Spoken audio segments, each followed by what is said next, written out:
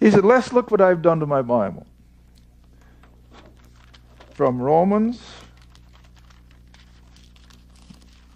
let me find it, Romans 1 through Philemon, which is just ahead of Hebrews. What do you suppose he did with it? He cut it out, stapled them all together, and he had a separate little book. So now he said, what I do with people, he says, I'll approach them with my Bible, and I said, now look, if I take Paul out, and he says, I just pull it out, I hand him my Bible, now you find me the plan of salvation for today. He said, they can't do it. They can't do it. So then he says, I take my little Paul's epistles, I slip it back, okay, now you can. Well, he makes a point. See? He's making a point. I won't totally disagree with it.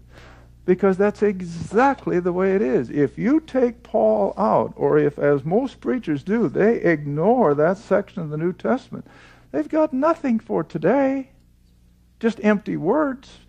Because what God said to Israel has no dealing with us today. We're not under that economy. We don't have a temple. We don't have a flock of sheep.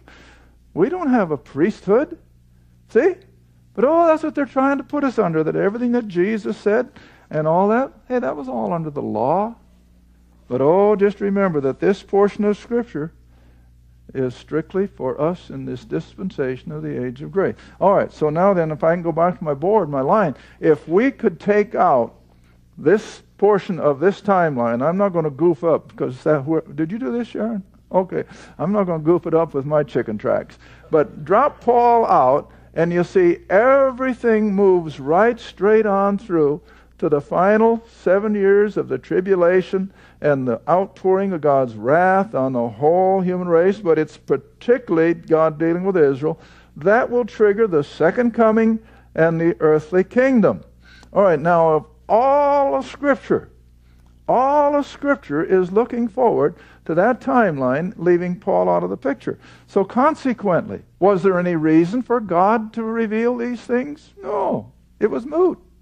It didn't have anything to do with Israel. They were under their own set of circumstances. But you see, when Israel rejected everything and God set them aside with the dispersion, we had to have a new set of directions. It was imperative. You can't go through a dispensation with no directions, any words, and have a prescription filled with not knowing how much to take and when. I had a computer nut, and that's what she called herself. She said, we computer nuts have another word. You call it blenderizing. She said, we call it cut and paste.